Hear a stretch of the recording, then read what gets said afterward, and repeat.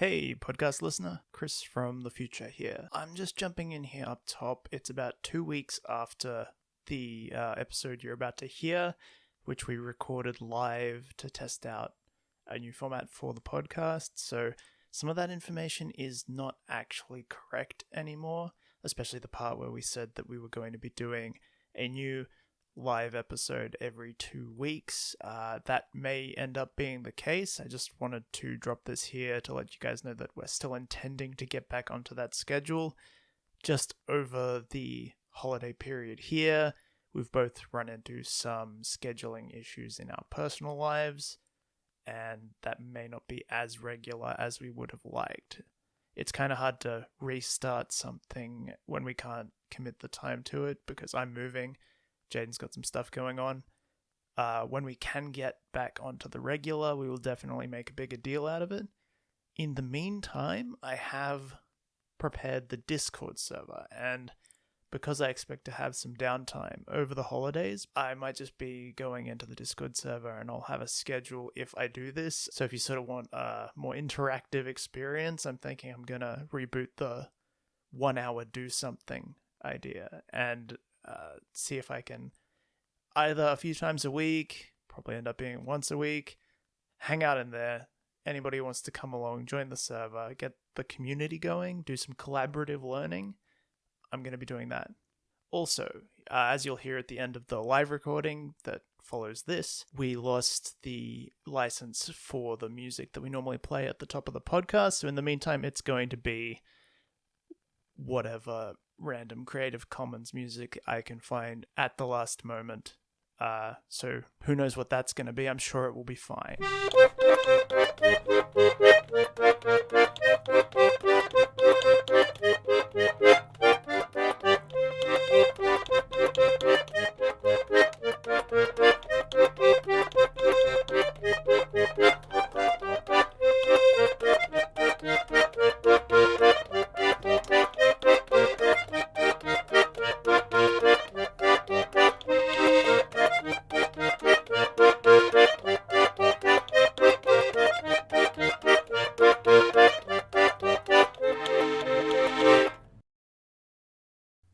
Fuck it, we'll do it live. Alright, hello, welcome to GitGud.CG Podcast. We are trying out doing things live for once. So I don't actually know if this is live, this is mostly a test.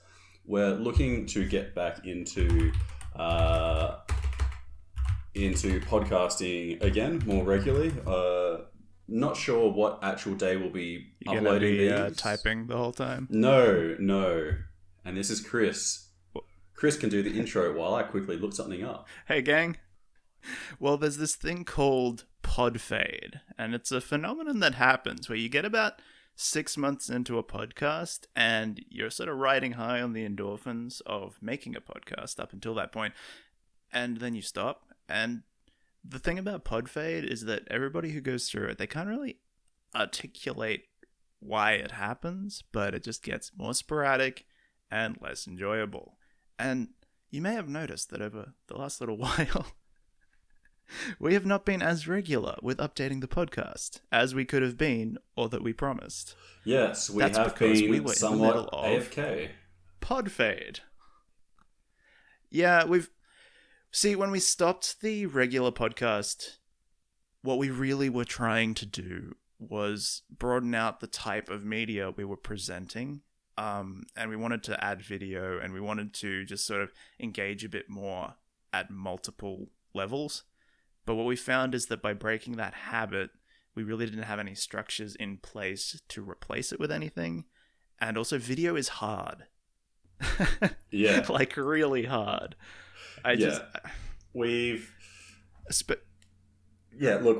Go ahead. We decided to take... How long were we going to take off? We were going to take a fortnight off, and then we were going to go fortnightly on the podcast, and then within that time, we were supposed to be presenting some other stuff that we talked about, which honestly didn't happen so hard that I can't remember what half of it was. Yeah, look, honest, I don't even know how long it's been. So when was our... So I'm looking at our page now, and It was episode 18. Episode, and it was it was a month ago. So hang on, what was the? It was the 18th of October. I think we took a full month off. Yeah, it was the 18th of October. Then we had It's been probably more like a month and a half. Although we did get Jayden gets railed by 12-year-olds while listening to Kris. So there's that. We also did baby's first WoW, but we didn't end up uploading that because you recorded it in 4K 60 FPS and my little MacBook couldn't handle it. We might eventually send that up as like bonus content or something. Yeah, honestly, it 4K 60 FPS WoW gameplay. It was probably shit talking Chris Pratt. It was honestly pretty dog crap. Not gonna lie. But the thing is that there's content now that's missing, and it's going to be like legendary. If we keep doing this now, there's going to be the missing episode. The fabled GG.CG, yeah. which is get good. What is it? Gaming. Yeah, we were doing GG.GoodGame. Yeah. I don't know. Which I think we only started doing because I liked the pun on the title. Yeah, I like it. But too. that being like said. GG.GG. That being said, like GG.EZ, I do want to keep doing that occasionally. GG, I think that... Yeah, so what was the game that you were just telling me about off-pod that you were going to get me to play? We were talking about, childhood obsessions, and yours was WoW, and you forced me to play WoW with you. So mine was actually MechWarrior and BattleTech, and so... I was going to force you to play through all of the most recent incarnations of that. There's BattleTech, the tactics one, which we might avoid because it's a turn-based tactics game, and even though that is my jam, I do not think you'll enjoy it. But there's Living Legends, which is a mod for the original Crysis engine, the Crytek engine. It's like this fan-made mod based in the original Crysis engine, and it's still played today, but they've completely reskinned it to be a MechWarrior game. Sounds alright. Then there's also Solaris 7, which is the online one. Yeah. And I haven't played any of these. Like those two are free to play, and then there's MechWarrior 5, which is the most recent one, which has multiplayer, which you would have to make a purchase, but it's actually half the purchase you expected me to make for WoW, so we'll have to talk about that. Monetary investments. Look, I'm not down for I don't know if this podcast's worth it. Yeah, no. Although I do. I'm going to force Jayden to play through some. Go on. Yeah.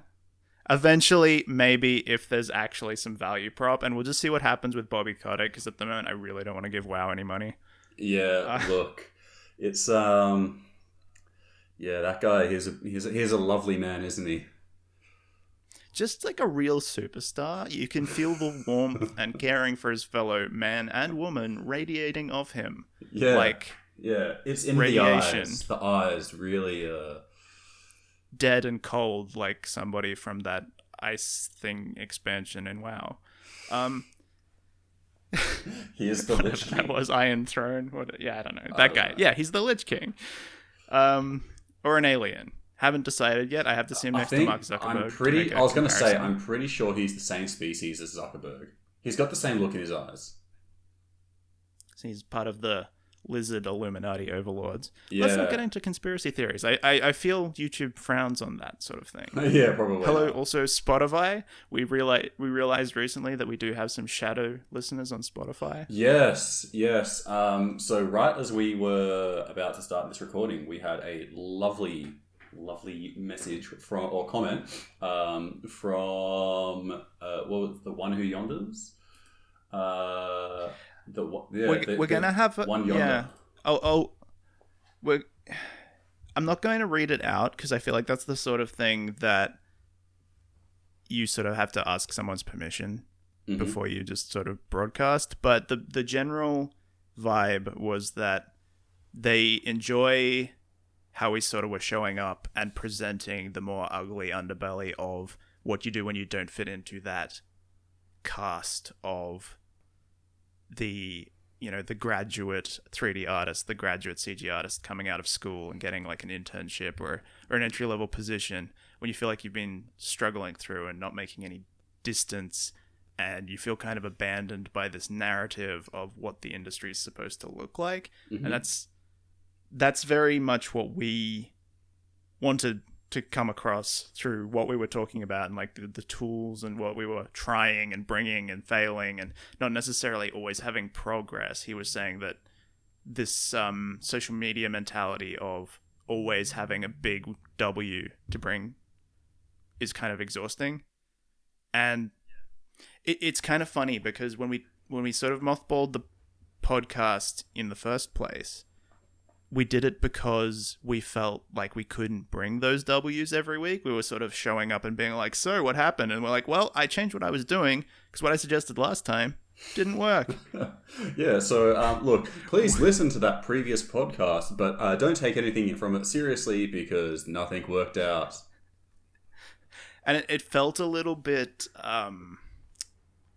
It's not hypocritical. It's just like it feels a bit sporadic and a bit too much like...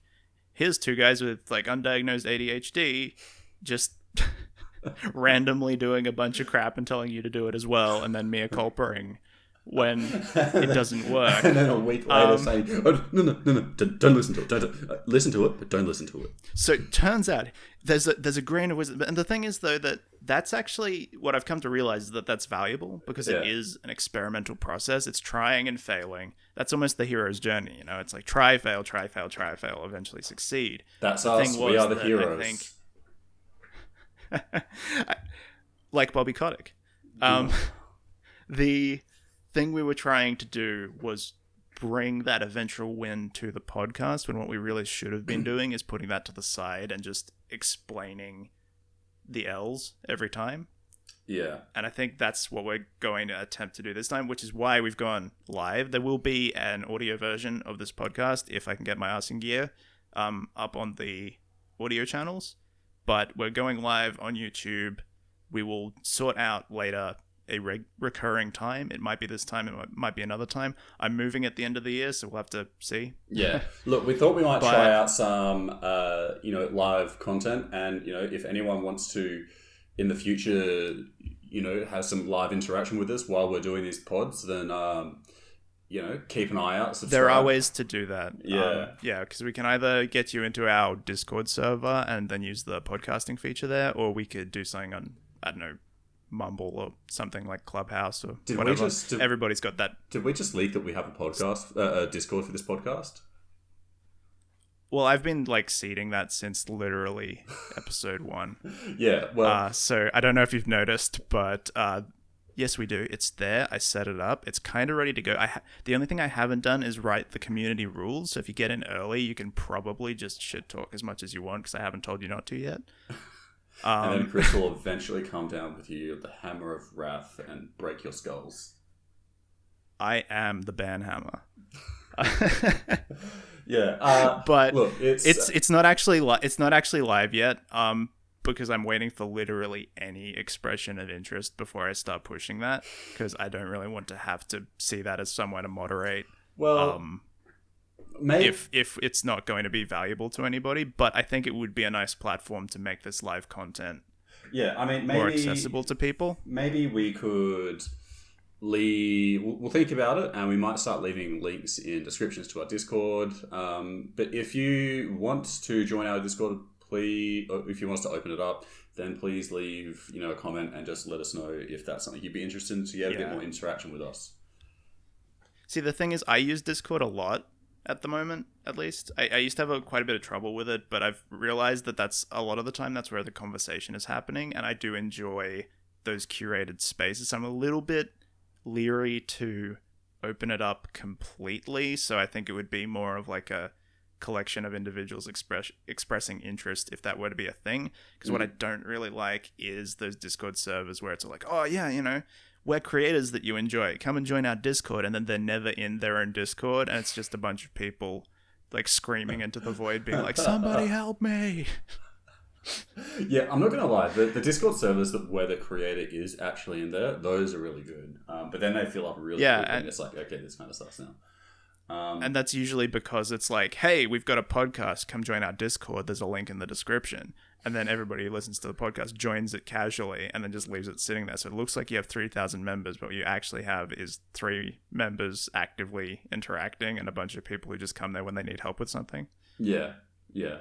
So I don't know. I'm just aware that everybody's got like 1 million Discord servers at the moment, and I don't want to just be another one. I want it to actually bring value to people, and if that's better served through another method, I'm open to that.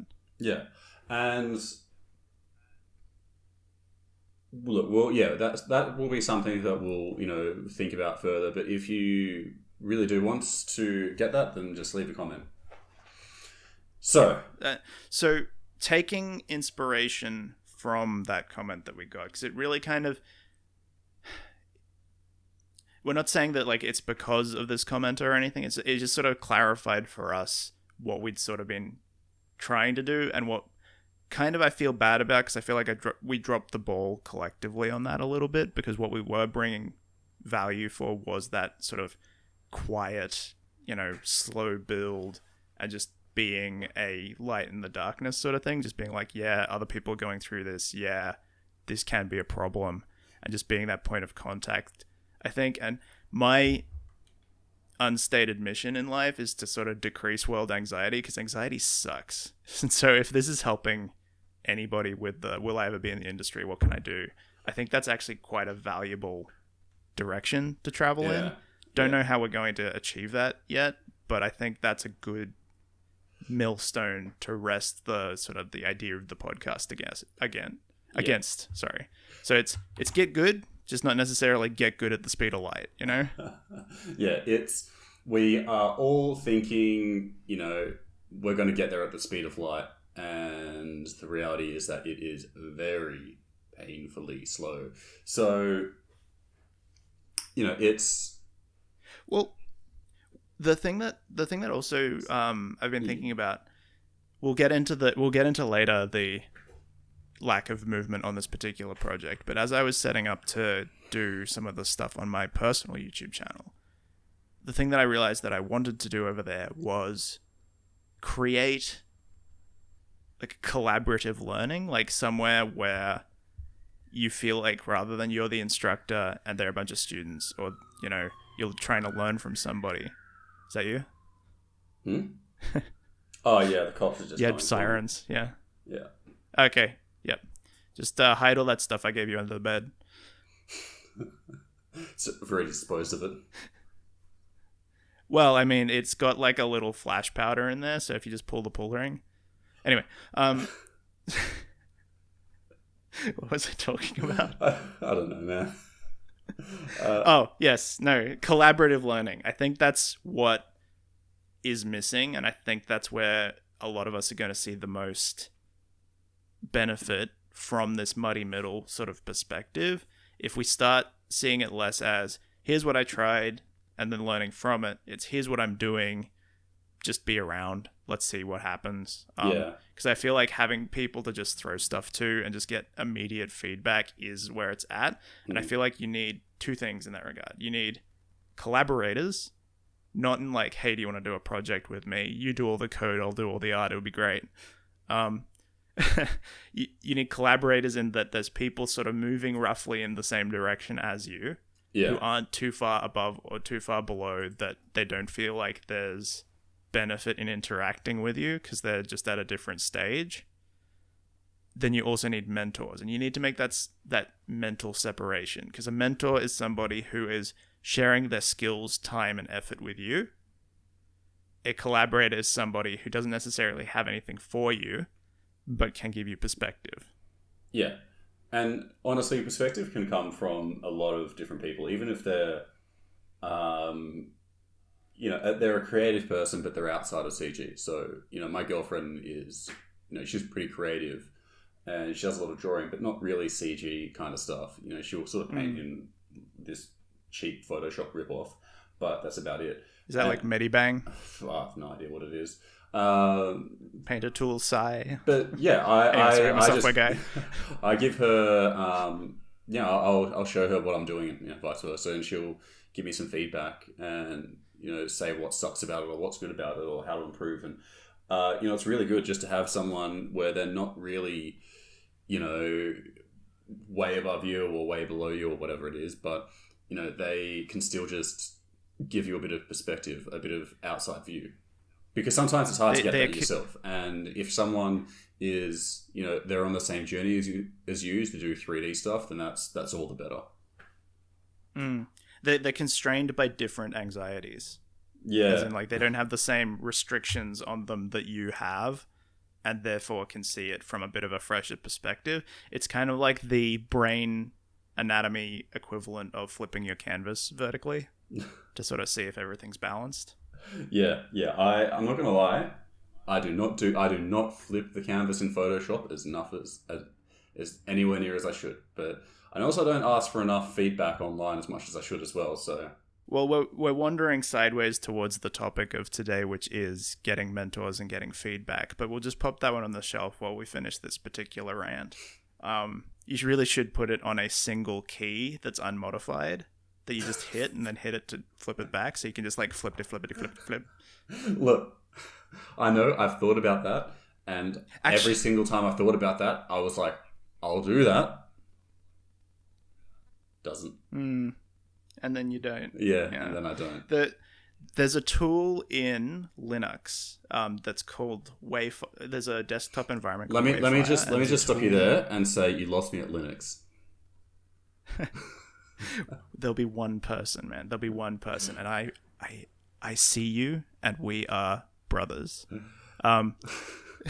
There's a tool in Linux that lets you rotate the canvas freely in the Wayfire desktop, which means that you can just, I think it's you hold Alt and another modifier, and you just spin it around like it's the rotate tool in Photoshop, and it's the actual window of your program. Oh, right. That's pretty cool.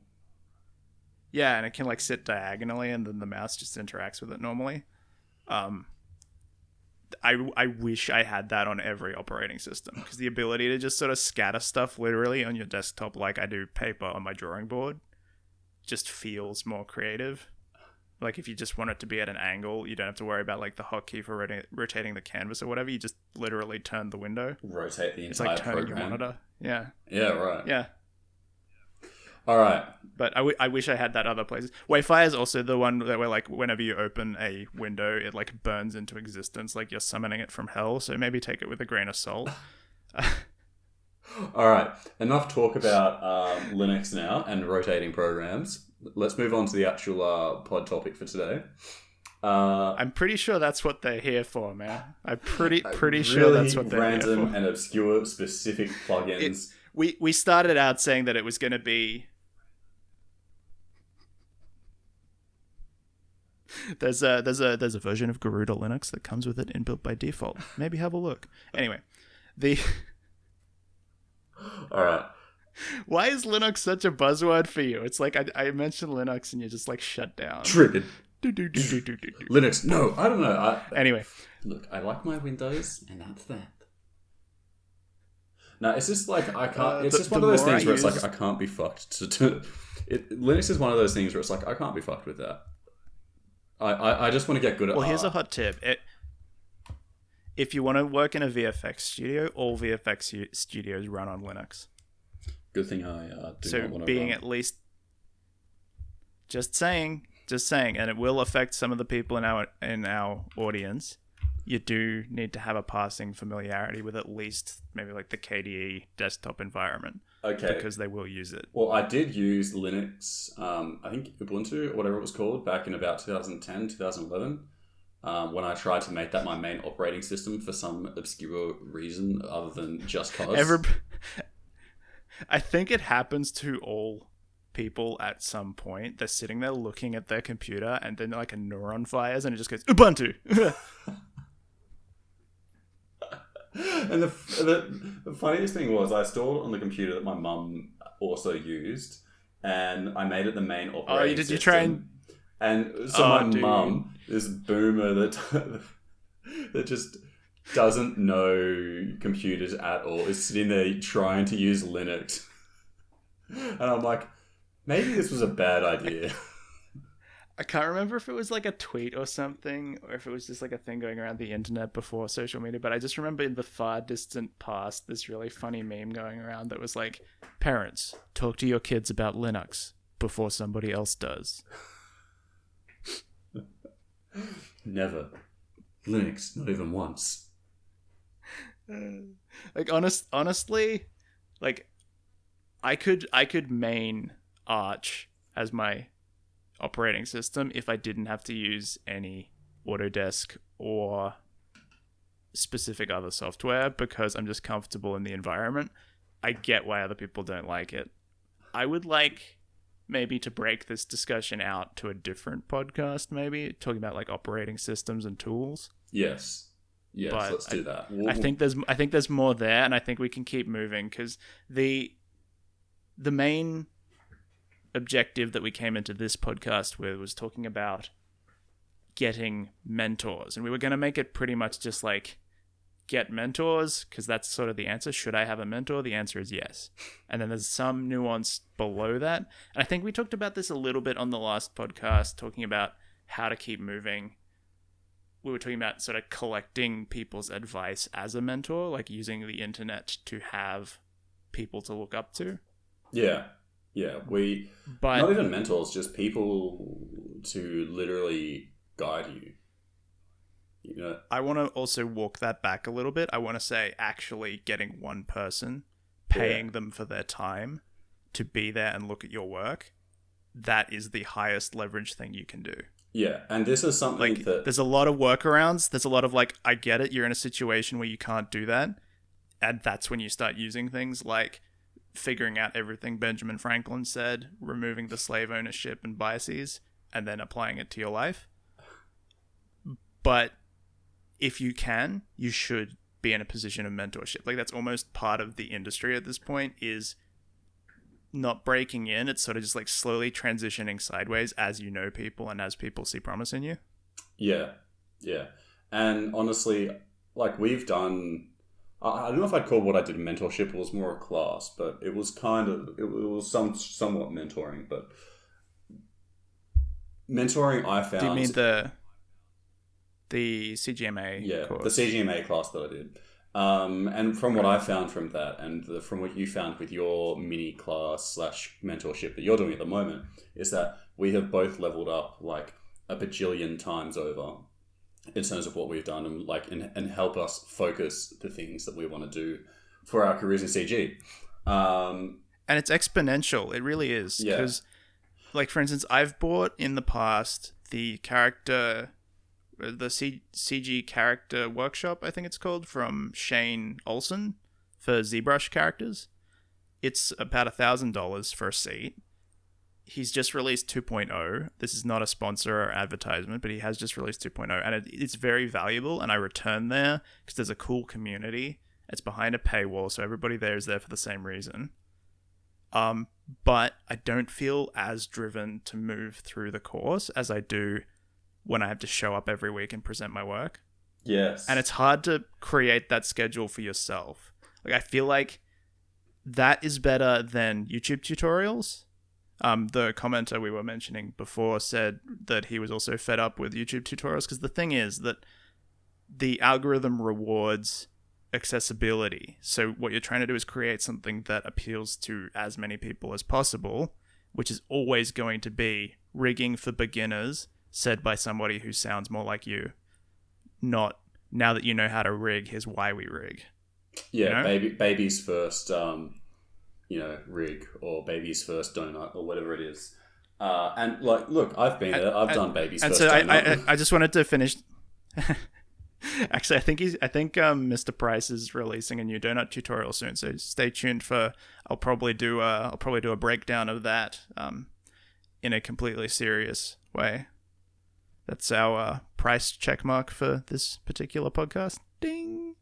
Anyway, I wanted to push it out into those 3 steps and see what you think. There's the free YouTube tutorial. Actually, no, I'm going to make it 4 steps. There's the one at level 1. There's free YouTube tutorial or sort of blog stuff. Then after that, there is small paid specific tutorials about sort of like you probably could have figured this out, but it's information that's going to save you a bit of time. Yeah. Then there's the stuff like 3D Character Workshop, which is like a closed community where you do have some interaction with the instructor and feedback, but no specific deadlines or accountability. Then you have actual... I'll put small classes and mentorship in the same class, but I think they're like, two different versions of that. Not necessarily superior, but helpful at the same level, which is very... and that's like that's max an tier adequate level sort of thing. That's the place that you ultimately want to aim at. And so I think you mentioned that there was this tweet that was going out. I haven't seen it yet. I looked at the length of it and thinking, Jesus Christ, that's long, and then promptly did not read it. But you mentioned it was generally about people getting into CG where it's like, it's just so difficult and so many people just drown and die in the muddy middle where they either, do their first donut or they'll go to some class, they'll go to an actual physical school, and they'll go there, they'll graduate, and they'll go, give job. And then employers are promptly was just promised like, job. left you on scene. Or the school leaves you on scene, or whatever it is. And then people go, oh no, this isn't what I expected. And then they kind of just eventually transition off into, I don't know, a random IT job or whatever it is. Well, you or work at like, an art school or Repco or something. The whatever thing is that particular tweet, if you do the Twitter thing, it's been making rounds, and it doesn't actually start that spicy. It's just him saying, let's have an open, honest chat about the level your art needs. I should say this is at JLH Game Art, Joe Hobbs. Can you repeat that? You're breaking up a little bit. Okay, it's probably going to be fine on the recording. Joe Hobbs at JLH Game Art. Yep. Let's have an open and honest chat about the level your art needs to be to get your first job as a 3D artist in the video game industry. First thing you need to know, you need to be able to do the job. Studios are not schools. You need to already have a good understanding of ... Clean modeling techniques, optimal UV layouts, texel density, level of detail, material IDs, accurate materials. I say this because there are an alarming amount of graduates that won't understand why they aren't getting a job straight out of university. And the simple answer is, you aren't ready yet. And he goes on, he sort of like a bit of like an essay and tweet thread form. So if you do the Twitter thing, we'll drop a link to this in the description. And pretty much what he's saying is, like, what happens, like they come out with their big hot take and then people start interacting with it, and then their replies to their replies are like subtweeting whoever's come at them, like, well, what you don't understand is yeah, but it's actually pretty healthy. But the thing is that a lot of the replies are people coming in and being like, you say what, bro? A lot of like people that are actually literally surprised. Like, that sounds like a lot of work just to get a job. And pretty much the industry, like all the people from the industry and this guy himself come back and they say, yes, that's what I'm saying.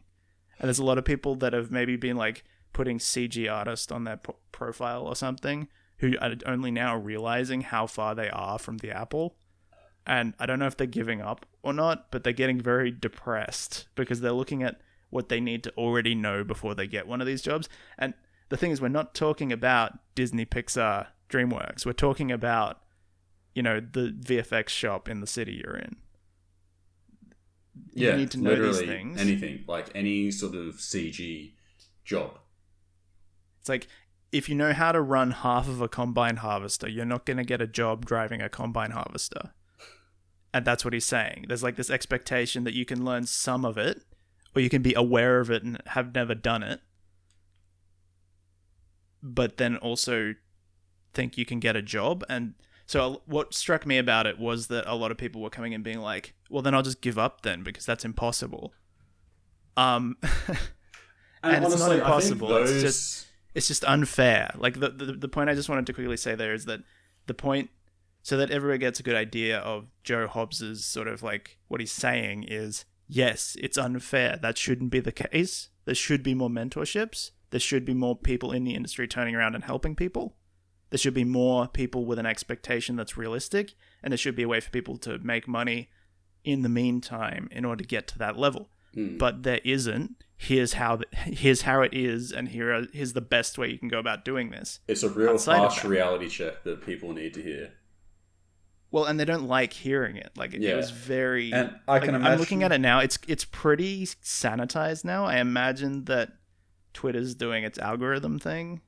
I can imagine a lot of people that do bottom out. That they'll graduate and they'll just not go and do anything. They realize that how much work it takes, or they'll realize it's more work than they are capable or willing to put in, and they'll eventually just sort of taper off into obscure sort of nothingness. And I think that sort of tweet is something that's really good to make sure that those people are aware of that before they make any sort of time investment into going making. Well, just to cut you off there, I don't think that's my take. I don't think it's good to say I think some people taper off, or I think some people just sort of wander off into the distance. What I think is that some people don't make a full decision. I don't think they say I'm going for this or I'm not going for this. I think they say I'm going for somewhere here. Close eyes, point on map, and just start sort of wandering in that direction. Whereas it's sort of like there aren't enough jobs for you to wander at that speed because there's an express train coming past you, Like you're going to get there and the job will be gone. And because there's so many different disciplines, you're then going to have to start heading in a different direction. And if you keep moving at that speed, that will be gone too. Yeah. Now that you mentioned that, I'm thinking back to some of the people that we had seen at our previous school that we went to, where a lot of people kind of just wandered through the door and was just like, I like games.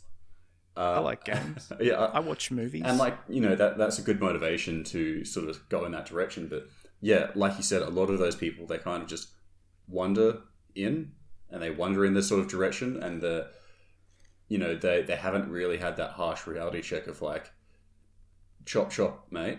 Like you've got to... Specifically in that case, they were using it as a replacement for university. So a lot of those were just kids and the lost souls of, hopelessness. So there were sort of like two camps that were the people doing the wandering. There was like the 18-year-olds who didn't honestly know what they were doing. And I'm sorry if you're 18, but you do not. You just accept it. Don't take any crap from people from me who are telling you do not, but understand it for yourself, and then you'll have a better time of it. But you don't know anything at that age, and you're not going to know anything at that age. You can try to know more, but you just have to make a bunch of mistakes. They're fine. Like, I don't care about the 18-year-olds. The ones that I care about are like the 32-year-olds who have come back. It's like the third time taking the course, and they think that somehow by banging their head on the same brick wall, they're somehow going to break through to the job that moved 11 years ago. This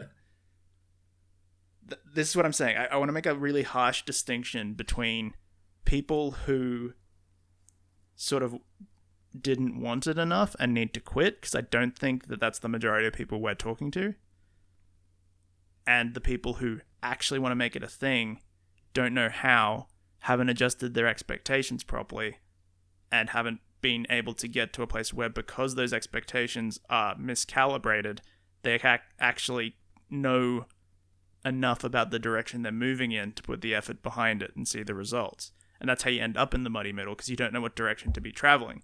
Your enthusiasm keeps you in the space, but then you don't know where to apply it, and so you end up very scattered, and then you end up taking on very disparate sort of jigsaw puzzle. Like it's the difference between a jigsaw puzzle and a Lego model.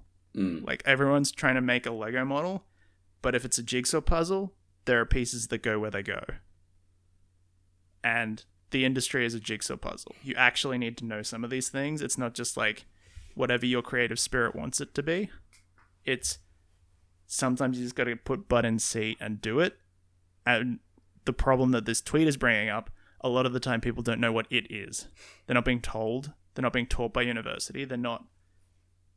The information isn't available. And to go back to our commenter's point, the YouTube tutorials sort of bottom out at a certain point. It's the same thing over and over again. It's like, I don't need to know how to make a Ferrari go across the screen if I've already learned how to make a Mazda go across the screen.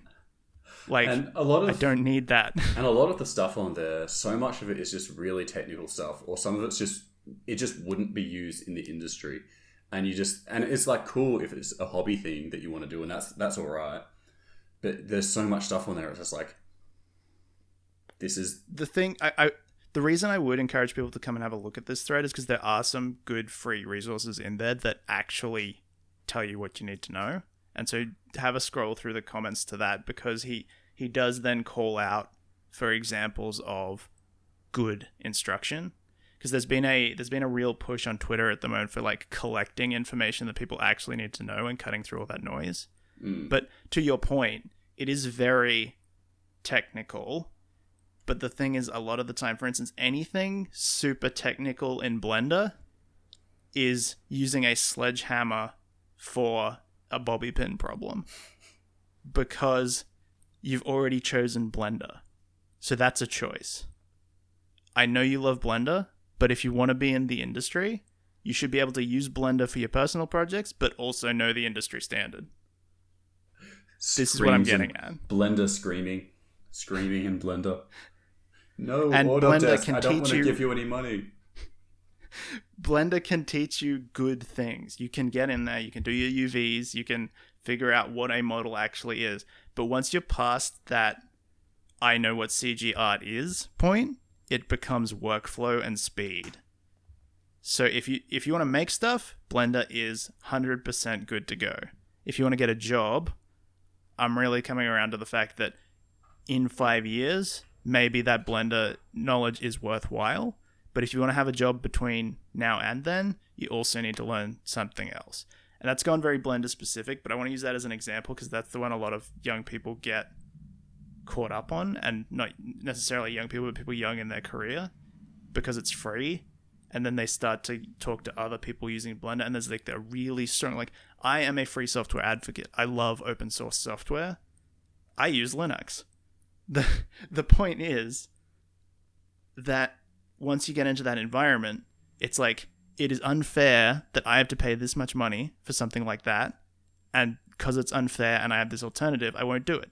That sounds like logic. That sounds like I am making a good decision, and you are. But if you then also want to interact with an industry that doesn't agree, you have to compromise that. Yeah, look, I've floated the idea many times since we've, privately, since we've started this podcast, and even, since before then, of learning Maya. I definitely have not considered Max, but I wouldn't learn Max now, because I don't think anybody's learning Max now. I think there are still jobs for Max because there are a bunch of studios whose pipelines are so integrated with Max. Yeah. But I can't advocate for it. Yeah. And honestly, I know that I should learn Maya. I do know a little bit of Maya. I do need to diversify my skill set a bit more. And that's something I will do. Here's the thing. Eventually. I will put an asterisk on what I just said, which is that for something like hand-painted art, I think the painting tool you use is more important than the modeling tool. Yeah. I think it's probably no problem that you're using Blender, because the thing that you should probably be using is Adobe Substance, probably. Or something. I don't know what the workflow is in the direction you're trying to go, but whatever the industry standard is the thing you probably should be using. If that's 3D Coat, great. Yeah, but look, the primary tool you use. For me, it's Maya because I'm an animator. If you're an animator, you learn Maya. Yeah. It's changing. Blender's getting pretty good. But the fact of the matter is we've got 30 years of tools and dependencies layered on top of Maya at this point. Well, for me, and that's not just going to get transferred. For me, I'm looking at... For me, it's much more texture-based. And so when I'm looking at these job openings, if they specify specific software, it will usually be Maya. But a lot of them will say or equivalent, or they'll say Blender Maya Max or equivalent. And so I think that the thing is that in terms of what I'm aiming that's to why do, I think we're losing the. I'll let you finish, but that's why I think we're losing the thread a little bit, because the tweet actually says, it doesn't say learn the software package. It says learn techniques for clean modeling, optimal UV layouts, texel density. Yeah. That's what you should be learning. And you can learn that in Blender. People can teach software. So I want to make a cognitive separation between if you're going to get a job and if people see it as worth employing you because you know the right software packages and you can get up to speed quickly, and actually understanding it. The problem is that if you're in Blender, not everybody in Blender is actually approaching those problems, because things like texel density and LOD only applies to certain workflows. Like, texel density is a very basic concept, but guarantee if you went down to the local college and asked people in the 3D program, so how is your texel density on your model? Probably 50% of them won't know what you're talking about. I don't know, it might have changed, it might be more literate these days, but the point of the matter is you need to know what it is, not how to do it, and the environment you play in gives you the context of what you feel like you need to know. People in Blender feel like they need to know things about Blender. Yeah, look. People in CG art feel like they need to know things about CG art, and I just want to make that level of abstraction. Yeah, and for me, that's why I haven't bothered with, say, Blender's, and I've talked about this before, but Blender's geometry nodes. Looks really cool, but it's just we got some crap for that as well. Like last time you were talking about not wanting to learn geometry nodes, we got a bunch of comments. I think it was like on a subreddit or something. And people were just like, oh, you have to learn nodes, guys. Stop being like ancient layer type people in the past. Anyway, actually, yeah, I do remember that, yeah. And look, I understand that you need to learn nodes, and I know how to use, shader nodes and all that sort of stuff. But, for geometry nodes, at this point, it's like, look, it's very Blender specific. It's not something that's being used in the industry at the moment. Yes, it will be something that might take over in the future, and that's why I'll learn it eventually. But at this point, I'm just trying to get baby's first job.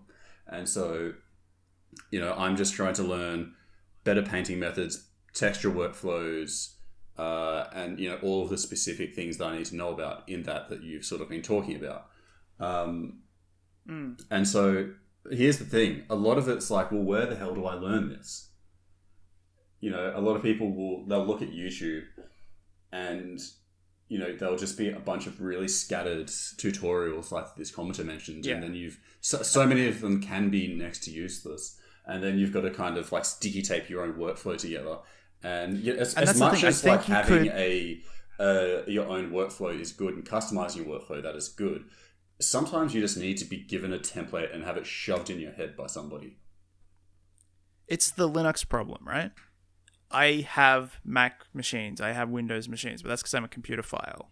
If I was maining Linux on everything and then complaining that I couldn't get a job because I didn't understand how to open a folder on Windows or something, that's my problem, right? Like, I know how to compute. Everything that I could do on Linux is computer stuff. I could find ways to do that. I know how to do that thing. I know the concepts behind it, but I know how to do it in the context of a thing that nobody else uses. And so if all they want is the result, no problem. So for freelance, Blender, fine. Freelance, Linux, fine. Who gives a crap as long as they get what they want out of that at the end of the day? If what they want is to work with you and make it easy on an ongoing basis, you need to adapt to their workflow. And their workflow is not that. Most of the time. It's sort of wandering away from the point a little bit, and I think that's exactly what happened to a lot of the people talking on the tweet itself. But the point was that it's the level of things you need to know in CG is more than you need to know to get a job as a financial analyst or like a network guy. What are those guys who like monitor network traffic, the entry level position? Oh, no idea, man. I don't know. It's like you're in IT, you're either like on the help desk or you're one of the people who just monitors traffic and flags stuff to somebody more superior to you. There's like a really solid pipeline of, you know, a little bit about IT, so you get a job where you need a little bit about IT, and then by being around those people you learn more, and then eventually you get up to system admin, you know, like there's like a path there. With CG artists there is no path. It's just you're there and you got to do stuff, and you got to know how to do stuff. There might be a point in the production where you're just painting like texture seams, making sure everything like joins up correctly on a reskinned character, and you're doing that ad nauseum from now until the end of time. But if they need you to jump on and sculpt something in ZBrush, you better damn well be able to do that, because they're paying you to be there, and you're a CG artist. Like, that's why ZBrush Cowboy was always such a buzzword when we were going through school, because if you only know ZBrush, you're not doing your topology, right? And so every other person in the pipeline is going to get ticked off with you. It's less of a problem now because I feel like it's less of a thing now. But someone was always a ZBrush cowboy. They could make a great sculpt, and it was useless in production. The amount of... And it's like... Go on. Go ahead. I'd already forgotten what I was going to say. Oh, you said the amount of, and it sounded like you were going somewhere interesting. God and then long silences. Long silences. No, I've already forgotten what I was going to say. But anyway, like learning ZBrush is fun, but that's for multiple applications. Like you can just do sculpts, output them in STL files at the right size, and then use that as printer parts, like for 3D printers. You don't need to know topology at that point because it's more about volume and your internal structure and overhangs and all that sort of stuff. But you need to know something different.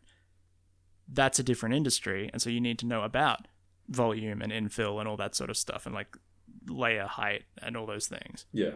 You don't need to know that if you're in a CG production. What you do need to know is how to make your material IDs, how to make physically accurate materials, levels of detail in game engines, what's the difference between a material that's headed to a game engine versus headed to a VFX, rendering solution. Now, I want to... That's the stuff you need to know. I want to shift the podcast. Go again? I want to shift the podcast slightly. So we've been going like, you need to know, you need to know, you need to know, right? But... Yeah. And this is something we've hinted on before. before. You don't need to know it now. And this is something we've hinted on before, but it's like, well, okay, how do you get there? It's like we've talked about, okay, you need to know all these things, and you don't know how much you don't know. And can I say that's the question that came up on this thread from these people. They're like, well, I don't know how I'm going to learn that if I need to know that to get a job already. It's the catch-22, right? And so, do you want me to tell you what his answer was, or do you want to finish that? What was the answer? He says mentorship. Yes, and that's where I was heading with it. Because cool. What is really awesome, so 10 years ago, in 2011, you could go online, you could learn, software on YouTube and whatever, and you might be able to find a couple of courses even. But, for the most part, the learning was through your local university or technical college or whatever the hell it was.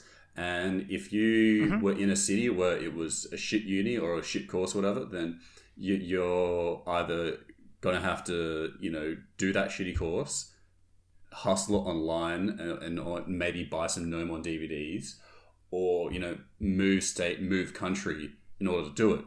Now, you've got the privilege of going online, signing up for a mentorship or signing up for a small class and doing a course taught by a senior artist at a studio that you really want to move, that your dream job. You can literally go and tailor your education to your dream job.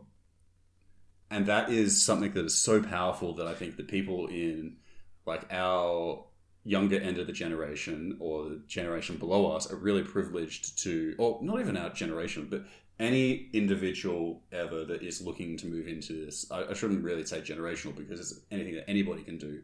Yeah. So it's... The fact of the matter is that at this time in history, there are more of those lead people than there ever were because more people have been doing it in more places for longer. And they are... Beforehand, you could get away with... More accessible. They're more accessible than they have ever been. Because of the internet. Because of the internet. You can go to the CGMA website, you can go to CG Spectre or whatever it's called, and you can look up, you can find people and you can do one-on-one mentorships with, someone that works at Blizzard, or you can do a small class with them. And you can ask, you can pick Eric that Drobel, person's brain for any answers that you want. Go on. I think it's pronounced Eric Drobel or Eric Drobel. He's an animator who worked on some of those Looney Tunes shorts. He worked on The Last of Us Part 2. He does mentorships for animators, and because he was done, like he had enough, and he couldn't do as many hours of mentoring as he wanted to, he created a list that's like a Google Doc that has a bunch of people who he's reached out to who are also offering mentorship. So if you're an animator, I'd go onto his Twitter and go grab that, because then you have a list of people who you can like pay, between $40 and $80 an hour, I think. Okay, we'll leave a link in the subscription. Run an eye over your work. In the description. We'll leave a link in the description for anyone that is interested My in point animation is that, for that. My point is that there are people actively turning around and offering this stuff, and the fact that they're doing that for the price of, the fuel in your car that week, I get that that's not as accessible as YouTube, but it's damn accessible. Yeah, and the flip side of that is that, you will sign up for a massive student loan if you're in a country that has student loans. I just watch mine get indexed and go up every day. It is so exciting. Oh, yeah. When will I hit when will I hit 6 digits? Woo! Hell yeah. And so, you're going to pay a shit ton of money anyway. And so, of course, not everybody has the privilege to just be like, oh, cool, I'm just going to blow $1,000 right here, right now on this course. That's not something that's not a privilege that everybody has. And, I'd say if you are in a position to do that, but be it, do it now or position yourself in 12 months to do that, then definitely do it, because it is something that will level you up exponentially. And I can personally attest to it. And that's so can something, Kris. yeah, we can actually attest to that as something it's not a silver bullet, but it's the closest thing you'll get to a silver bullet. Yeah, like it's something that I've found never really fails, as long as you make sure that the person who you're getting the advice from is somebody positioned to help you with where you're at the time you need it. And that's the thing I want to mention is that you've got to really check who you're, getting your course or your mentorship from, because if they're just some schmuck on YouTube and they've kind of done this marketing material to make them broken out, to make them think that they're some hotshot, then you really want to double check that, because you can get, like, for instance, Kearsil is an animation school.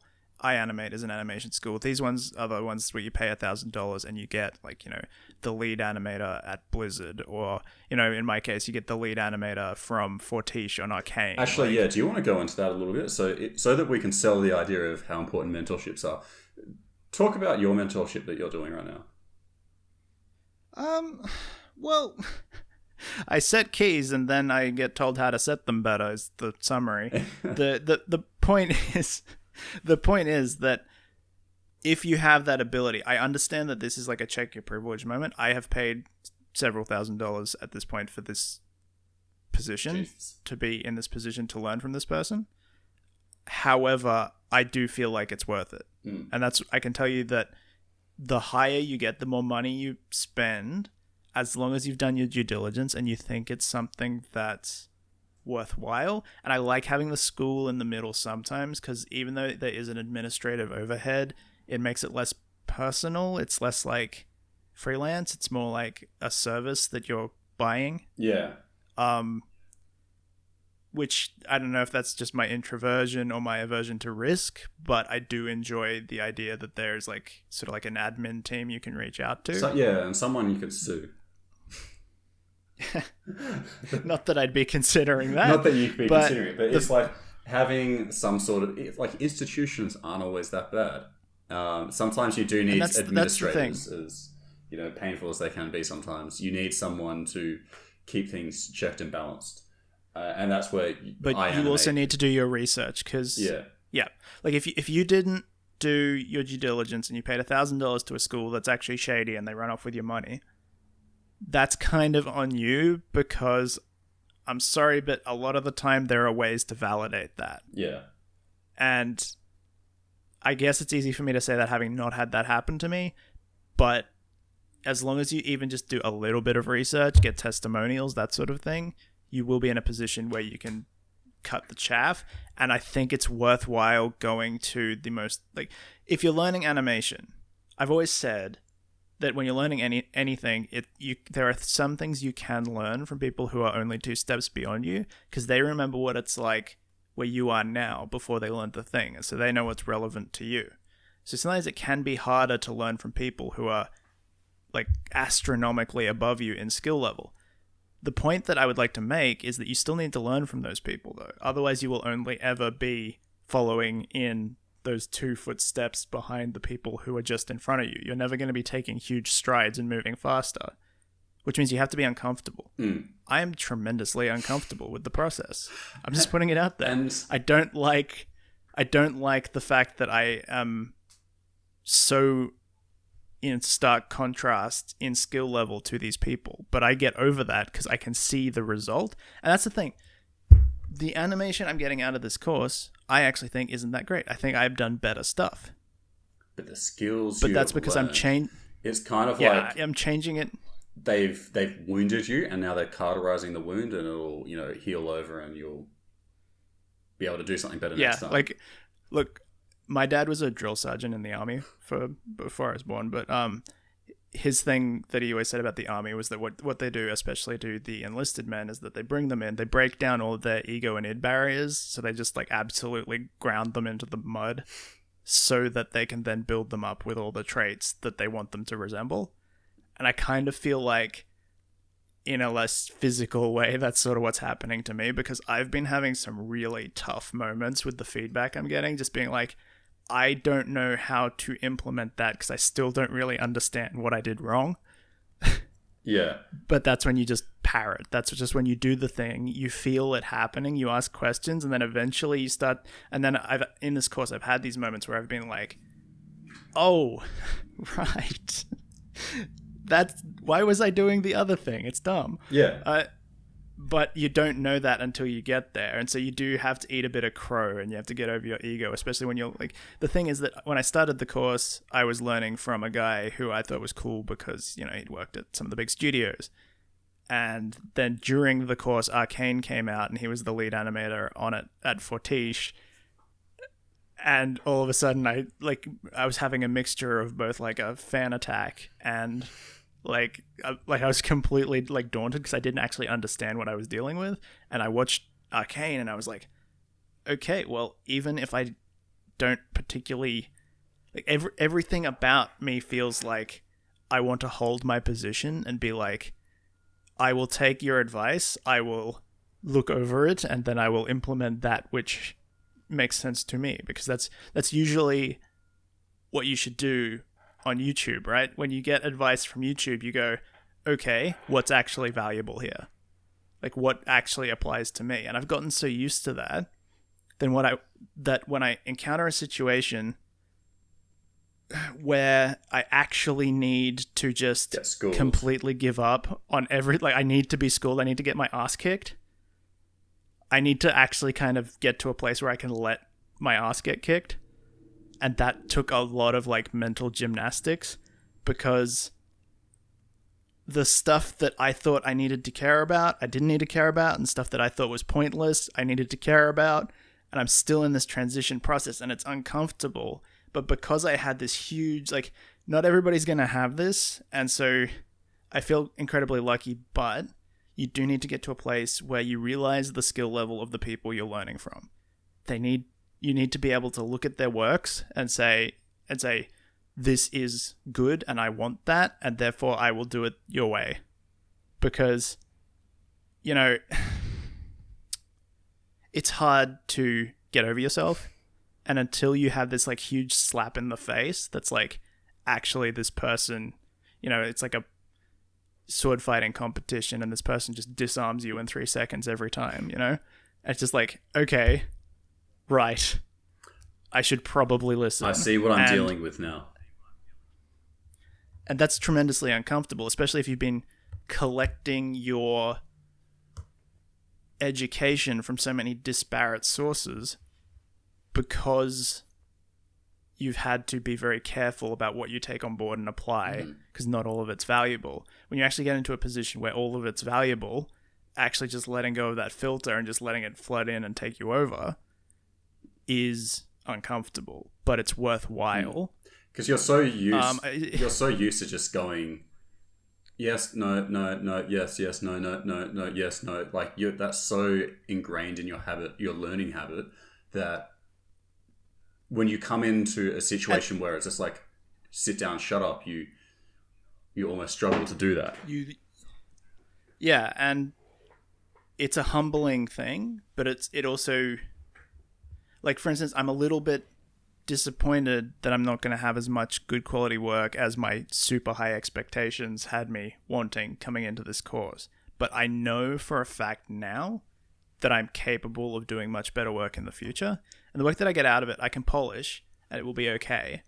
But because I made so many mistakes initially that it had to be fixed, I'm sort of just dealing with the echoes of that in these projects. Yeah, and I mean, afterwards you can go on and you can say, all right, time to do something where I can really, flex the muscles of what I, show what I learned. Like the course that you had done was, just breaking you down, rebuilding you back up, and now it's, time to see what you learned from that. Time to show it. Yeah. And, you might not really have anything and I think that's the actual course, but, physically to show, but you can do something afterwards to really show that. And that was my situation as well, where I was working full time when I was doing my class, and I was A, really time broke, and B, I was far further behind in terms of the type of art style that I wanted to learn than I actually thought that I was. Yeah. And so it was a massive step back to me just to go, okay, like I've just got to accept the fact that the majority of the work that I'm going to do is shit during this course, and accept the fact that my teacher is just going to view me as student number 489, and that's really about rather than the chosen glorious one. art master who has descended from the heavens to deign you with their presence. That's exactly like there was a little bit of me where it's like, yeah, I can do this. Yeah, I can fucking smash this class. Yeah. Oh, back to baby school. Yeah, here we go. Yeah, and then you get in and you've just got to accept the fact that no, you're probably not going to impress your teacher. They will probably forget about you the second the class ends. But I came through the other side of that class and I was like, oh damn, like I learned a lot here, and I've still got access to the pre-recorded content until April, so I'm actually going back through the class now and redoing it. And here's one of those classic GitGud moments, I think, where we're like, it's very easy for me to say now, and I think that that's the rounding out of the process. I think from the position that I'm in, what's really telling is then taking what you learned and did and applying it to something to sort of confirm that you know that, and then present something. But because both you and I are heading into that process now, we can't actually say for certain yes or no whether that's the case. Oh, I can say say for certain that some of the stuff that I learned in that class, if you had a look at the coursework that I did, it wasn't. Some of it was shit. Some of it was alright. But from even the really shitty ones, I learned a buttload from all of those things. And afterwards, I went and did some projects, and I was able to confirm to myself, yes, I have actually learned more than what my the actual content that I produced shows. It's just because, it was a real breaking down process, and, when I was rebuilding up, I just wasn't able to fully display what I was learning. And so afterwards I went back and I did some stuff, I did I repolished my axe that I did in the class. I made a tankard, and I did some other stuff. And now I'm going back through the course again, going back through the pre-recorded content. And like I'm really noticing the difference. Getting a little echo of that humbling. Yeah, I'm really sort of going, okay, yeah, I am significantly more improved than where I was when I started that class. Significantly. And I don't, not only in terms of my skill as an artist, but also my workflow is leveled up like exponentially as well. Because prior to that, I was always distracted. Like a lot of my mental bandwidth was taken up with, should I use this program, then that program, and that program, or should I use it all in that program, or should I go this way and do this way? And it was just so and ahhing and bumbling and like, what the hell should I do? But, doing this class is like, all right, sit down, shut up, do this way. You could do your own sort of pipeline, but it was just like the recommended sort of thing that you do. And so I followed that, and it's as soon so as much better. Yeah, as soon as you just like close your eyes and fall on the sword of somebody else's process, you learn the most. Even if you're not going to keep doing that process and you're going to apply it a little bit differently in your own work, when you're doing the course or when you're doing the work, you really should just get rid of your ego and do it their way, even if you don't think it works as well. Yeah. And, just learning from someone else's, experiences is one of the best things you can do. Like, anyone can, learn from their own experiences. Not everyone does, but the best, like, if you can avoid that experience and preemptively learn from someone else's, then that's going to take you somewhere real fast. Yeah, and that's well, faster than what you were going previously, but Well, yeah, like, and I think sort of inertia is more important than speed. And something that I asked my instructor very early on was, how do you do this faster? How do you get better at it to the point where you can produce footage quicker? Because to me, that was the stumbling block. And his answer kind of surprised me, because granted, like, Fortiche is now a, top tier studio due to obvious reasons, but it wasn't before. Previously to that, he'd only been in the bigger studios, and in the bigger studios, they don't care about speed, they care about accuracy.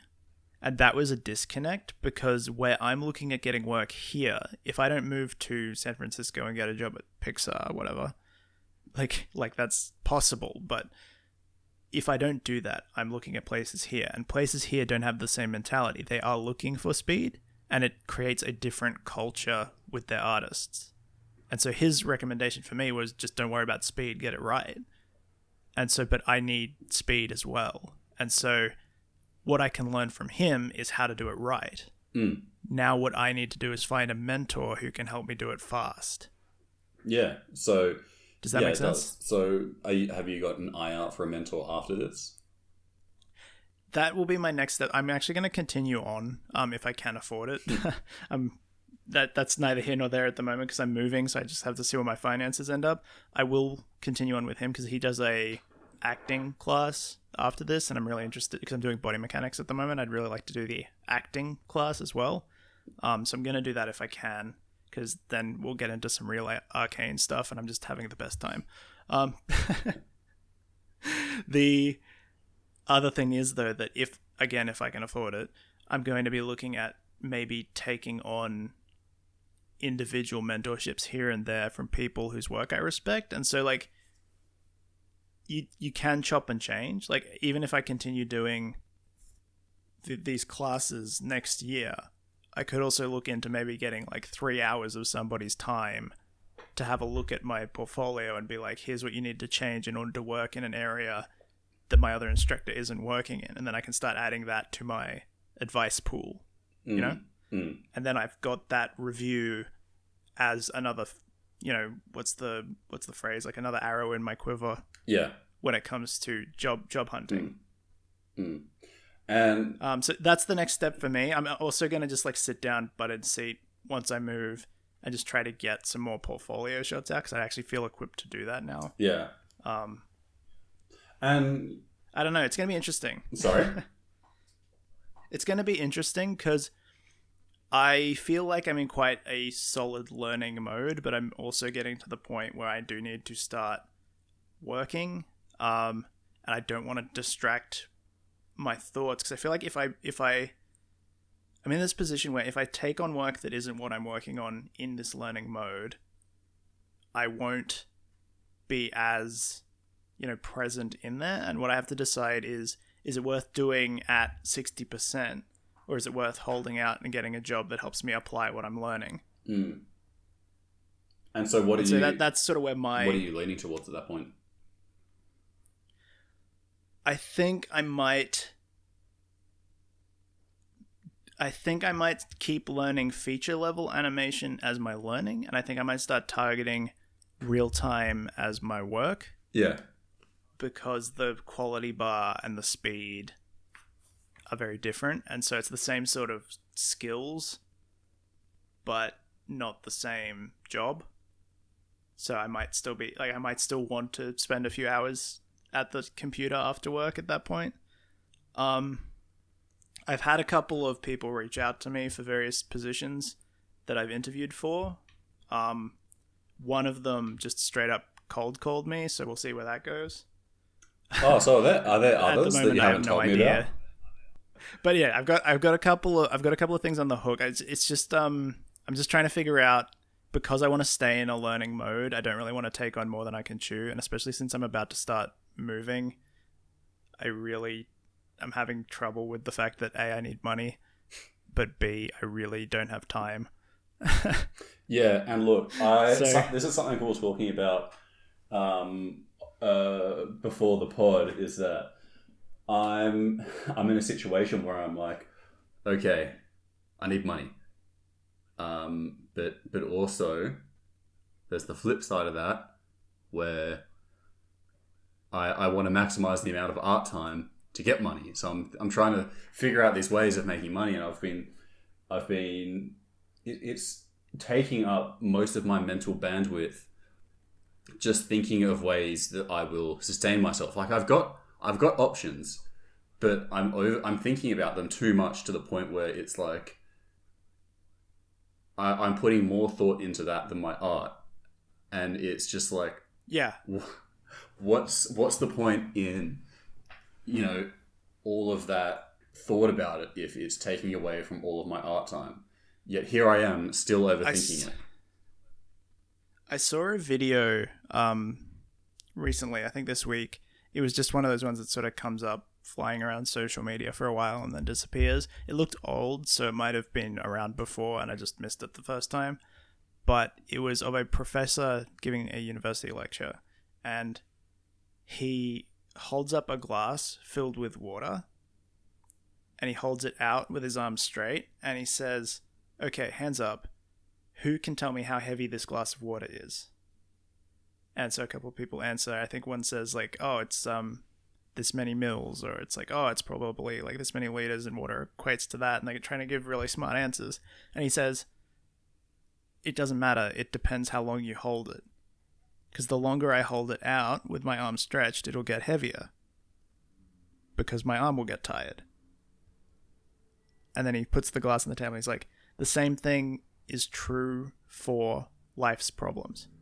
The longer you hold on to them, the longer you try to grapple with them without putting it back down on the table, the heavier it will get, and the bigger the problem will seem. So you need to make sure to put the glass down occasionally. That is definitely, I think, super relatable to me. Just being like, what if I worked this many hours? Okay, I could run a deficit of $5 a week for a year. That's potentially. I mean, what was like? What was the metaphor we used last pod? It was like running your car in first gear all the way to Sydney. Sorry? It's like running your car in first gear all the way to Sydney. You're always sort of chewing through the problem, and it's just running too hot. I think that's what the current world around us is good at. It's good at creating the situation where there are no moments between moments, because every moment is required to be planning for the next moment. I saw this, there was this short film that I saw when I was doing my degree, and I can't remember what it was called for the life of me. If anybody out there knows this one, and it's Australian, so you probably won't have seen it unless you were at some very obscure film festival. But it was like this black and white film that was just all of those moments, like somebody, sitting on the couch staring at like a spot on the ceiling, or there was like a kid playing on the floor, but then the toy rolls away, and they're too lazy to get up and get it, so they just sort of stay there and play with the grains and the floorboards. It was like about these moments between moments, those moments where it's like, you remember when you're a kid where like you're not really bored because you don't want to be doing anything that you can't be doing, but you're just sort of on idle and nothing's really pushing you in one direction or the other. And I remember feeling like I don't remember the last time I've had that, because I don't have that anymore. I always feel guilty about what I should be doing. Yeah, I was actually thinking about that semi-recently, where you never get as bored as you do when you were a kid if you get bored. And that's I think that's that's where the partially, creativity I think comes that's from. partially because of the internet now. I think kids probably get a lot less bored than they did when we were kids in the 2000s, but that's neither here nor there. Depends how much access they have. Yeah, I suppose it would depend on the access, but I don't know. I just remember there being more quiet in between moments. And I know like days get shorter as you get used to having days. yeah. But like I just remember certain days going for a year. Oh, yeah. Certain days where it's like, when does this day end? Like, can it be, it's Friday, but it's been Friday all week. Can we, like, hurry this But up? also, like, if a day is too long now, it's because I'm doing something tomorrow that I'm already anxious about. Yeah. I don't know. Like, this might be a bit too philosophical for the scope of this podcast, but the fact of the matter is, I think growth for me comes from, even if I have these active problems that I need to be working on, like I foresee needing to have more ongoing income in the next 4 months. Yeah. Like that can stress you out quite a bit. But the fact of the matter is that I literally can't do anything about it. I'm waiting to hear back from people. I've done my due diligence. I have a plan. I think I just need to put the glass down. You just need to put the glass down. Work on other things. Yeah, that's me as well. I've got some plans in places, and there's literally nothing I can do about it for some time. So it's like, well, just put the glass down. Is there anything you can do about it right now? Yeah, no, there's nothing. Stop worrying about it. Yes, just do it. Which is so easy to say, especially if you've not got a executive function disorder. But it's just like, it feels so freeing and obvious at the time until you then have to implement it. Yeah. But I'm working on it. I've gotten really into, like, I might have mentioned on the podcast before how I am a big advocate for Deep Work by Cal Newport. You have? I've not been I've not been finding a lot of time to actually have deep work because I'm just so constantly distracted with all the stuff that's going on. Wait, you say deep work? But Deep Work by Cal Newport, it's a book. Yeah. Where he like explains the benefits of like full focused attention on a task. Yeah. And I've been really struggling with that because I haven't been able to find the time to have that deep work. But I think what's actually happening, there's a couple of versions of deep work, he says, and one of them's like the long uninterrupted streams of time, which is the one that I've always done. And then there's one of the other ones which he says he does, which is just like, I think we talked about this on the podcast, which is clipping little moments from the day here and there where you can immediately take your focus from everything else, laser focus it on what you're supposed to be doing for 5 to 10 minutes, and then go back to what you're doing. Yeah. So you're saying... So you're breaking up a bit there. So you're saying whatever it is that you happen to be doing that day, just taking 5 to 10 minutes to laser focus on that other thing that, say art, for example. Trying to remember the things you want to be working towards and then just clipping off little parts here and there. Because the amount of time I spend worrying about stuff, I could worry for 5 minutes and then draw for 5 minutes instead of worrying for 10 minutes. Yeah. And I think there's... an example with J.K. Rowling and how she wrote Harry Potter, where she was a single mum. I think she had, 2 kids or something, and she was really broke. And, obviously when you're in a situation, not only are you going to be financially broke, but your time broke as well. And so in amongst her life of doing everything that she was doing in terms of raising her kids, she would just take, if she had 5 minutes, she would pull out her notebook, or she'd sit down at her computer and she'd type, even if it was for like 5 minutes or a minute or 2 minutes. If there was like any spare time, she would take that spare time and she would put it towards writing Harry Potter. And that was what eventually got her over the line. And I think that's what I'm trying to transition into, because at the moment I can't find the time that I used to find to be productive. And because of that, I feel like I'm not getting a lot done. But if I can achieve that level of just like granular small steps forward, I think I'll get back into that mode. It's just that at the moment I'm not getting the way I used to do it, and I'm not used to the way I'm trying to do it. So I just feel very unproductive. We talked about this in a previous episode as well, that it's harder for CG artists as well, because you can't just sort of like sit down at a notebook with a pen. Yeah, that's true. There are other things you have to be thinking about, and you have to turn the computer on, you have to boot up the software, like all this sort of stuff. But there are things you can do to streamline that process. It's so hard, just generally, but I think especially for CG artists, it's so hard to feel like you've accomplished something. And so if you ever figure out a way to make yourself feel like you have actually achieved something while actually achieving something, and it's like, damn, whatever that is, just stick to it. So for me, it's like getting an hour done in the morning. So it's like, no matter what happens, that hour of work has taken me further forward. I was going to say, time blocking has helped a lot. And it's not just so much, like, we've talked a lot about the 1 hour in the morning. But for me, what I've actually been doing, and this is a Cal Newport thing, his time blocking thing that he does, you actually put up the metrics that you're going for. There's just an empty box that you write on the page where you're writing your schedule, and you say metrics, and you say, what am I focused on today? And for me, like, I'll write hours animated and then put tally marks when I do an hour time block.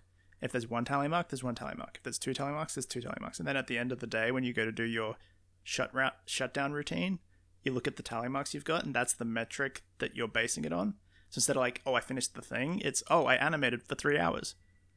Yeah, right.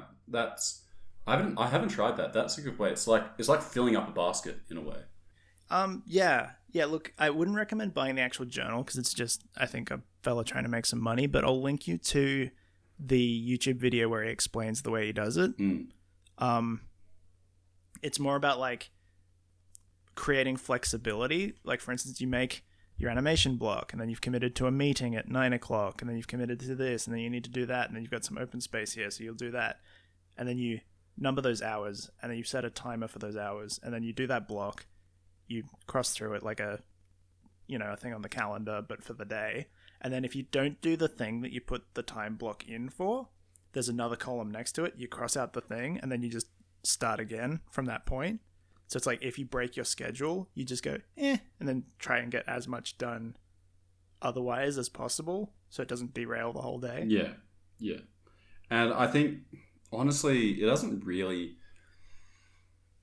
probably doesn't really matter too much what your actual method of getting stuff done and feeling like you have actually achieved something, so long as you A, get stuff done, B, feel like you've achieved it.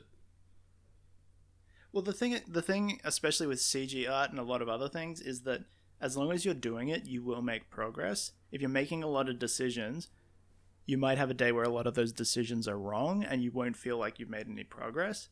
But in that situation, from the skill level you have, the things that are wrong are just things that your process of eliminating your way to right.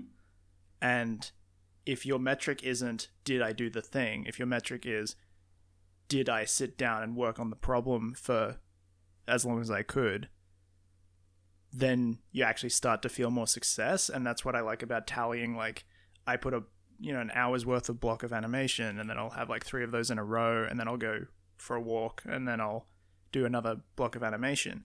And it doesn't matter if I do everything on my list, because I've got this separate tally at the top that tells me how many I did. The expectation isn't that I did all of them, and the schedule is flexible. It's just when I go to shut down at the end of the day, I look at that tally, and that's what I'm judging my success on. I'm saying I animated for 3 hours, not 3 out of 4, but 3. And then tomorrow, if I get 4, I compare those tallies because that's the metric. Yeah, right. So you can aim to be, say, maybe a little bit more. You can put your initial goal to be somewhat ambiguous, and then as you kind of go through, you figure out the reality of what it is that you can realistically achieve day by day, and then you can adjust your target to be what your average actually is to make sure that you stay consistent with your average. So you can see when you're dipping. If you do it for long enough, you can actually keep track of that, and you'll know, well, today wasn't the best day, but also I had that dentist appointment, so that's fine. Because it's hard to tell when you're dipping and when you're stagnating. It can be really hard to tell. And that's where data comes in, I think. A lot of people resist it because it feels like they're constrained or they're not creative. But even just logging stuff and then checking back on it to see patterns, really helpful. Yeah, I've been doing that with, unrelated, but I've been doing that with budgeting. And it has helped me significantly just to, keep my finances in check by just tracking my money and, trying to keep it. That was the whole cash thing. Right? Like people carried cash so they knew how much money they had. When it's on a plastic card, it's just like beep, beep, beep, beep, beep, beep. Dude, it's not even a plastic card. I use PayPass on my phone now.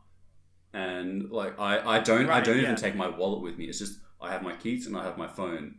And I just take my phone out of my pocket and I just wave it past the FPOS machine and bang, money has exited my account.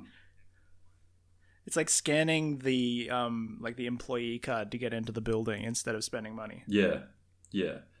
It's just it has changed a lot. Just my spending habits have changed a lot by just tracking my money and trying to keep things, in a consistent range that is reasonable. Yeah. But we are definitely starting to... I was about to say, we're rambling off into the sunset. This is what normally happens, guys. This is like the raw experience if you're listening to the actual live recording. Look, Kris, I think you might change your opinion on this live one when you hear how deep fried you have been for about 70% of this pod. Like, what do you mean deep fried? Is it like robot voice, or is it something to do with the microphone? just like now when you spoke... You could have told me before we'd done an hour and a half of podcast. Well, no. Here's the thing: we've got we've been recording the pre-recorded content. So cool. Well, how about we just do a bit of housekeeping at the end here and then wrap it up? So the plan, as it stands, as you heard a bit of the sausage being made live there, is that we will try and be a bit more consistent with these while sort of cutting a few corners on the post-processing. We'll see how that goes. It might be a bit wobbly. I was trying out Descript to try and sort of like tighten up the podcast without having to put too much actual brain effort into it, but it's very expensive, and I don't know. We'll see. The other thing is that we do need to know what people prefer, and we do want to sort of bring other people into this conversation. So the format's going to be a bit fluid as we move forward. And likely to change, but we might try and make those changes incrementally. So if we're going to change the time, we'll keep the format, and if we're going to keep the format, we'll change the time. Yes, and just let us know in the comments, what you think of it. What you prefer, because at this point, we do want to become a bit more community focused, because that's sort of where we feel like we can actually provide value, because we can talk until the cows come home about actual tips, tricks, and things that we've learned, which is fun stuff. But really, it's going to be a lot of repetition of, I tried a thing, it didn't work, I tried a thing. So that has been the journey so far. The commitment I tried a thing and it didn't work. That could be the title to the podcast. I tried a thing and I'm still a bum. Oh, wait, no. Hey, you've got a house for the moment. So I don't know. Is there any other housekeeping we need for this? I think we'll aim for this sort of time slot for the foreseeable future. I think that it's going to have to change a little bit during maybe end of December, January, as I'm moving, and I'll need to figure out a space when we're visiting family to sort of break away and do one, or I'll come and see you because I'll be up in your area. True. We could do asynchronously. We could do a fate reveal and do a recorded podcast on the couch. That sounds weird. Yeah. But I don't know. We could. I will touch your knee very gently. Yeah, I mean, we will figure out when we are going to get back to a regular routine. We discussed it was going to be on a more of a fortnightly basis. So, tentatively, we will put it a fortnight from now. Yeah, I mean, for me, that's still up in the air, but we'll do that off air. Yeah. The other thing is that I don't know how to end live things because I feel like I want to tell people a bunch of the behind the scenes stuff, but it's also technically still the show. So I guess just tell us what you want to hear. Yeah, tell us what you want to hear. That's one other thing. I've lost rights to the music we were using, so unless I buy those again, it's going to have to be different. There's nothing on this, obviously, because we just wanted to sort of YOLO it out into the universe. But we may want to consider getting a new track. If you guys have a genre preference, we're actively looking, so reach out and leave us a comment. That might be cool. Yes, if you're wondering if this is what it's like for the regular recording, where we just womble off into the sunset, run out of things to say, and then also don't stop talking. This is how the recording normally goes. It's just that now you know how much work it was to edit those. Yes, it's a lot to snip up. All right, Snip. Kris, where can they find you on social media? You can follow me at animatorkris anywhere on the internet. You can find me on Twitter at quickly opens Twitter so that I can figure out what my Twitter handle is because it's been so long. You can find me at JSTO_art. Yeah. Hey, look at you being all simple with your socials. It only took, 19 episodes? We're calling this Season 2, Episode 1? Yeah, I suppose this is Season 2, Episode 1. You saw it here. Season 2, Episode 1. Get on it. That just makes it easier for my folder structure. That is literally the only reason. Yeah. Fair enough. Well, thank you everybody for listening and... Thank you for listening, bearing with us. If you do want this to be a bit more of a curated experience, I'm open to doing a bit of work on these live recordings. Just let us know what your preference is, whether you like the big, long, rambly ones or whether you want it to be a bit more concise. The thing that I'm picking up on is that people actually don't mind the ramble, and they're actually kind of here for the ramble over the advice. So I suppose so long we'll as it's somewhat relatable there to people in the muddy middle. But anyway, yeah. Thank you for listening. We will be maybe back in a fortnight. Hopefully, we'll see. It's going to be a little bit open-ended. Same bat time, same bat channel. It will be somewhat open-ended until Kris moves, and so it'll be some point in the new year when we will actually have a fixed schedule of when we're uploading. Kill the live gremlin, Jayden. All right. How do I stop this? Stop. Bye.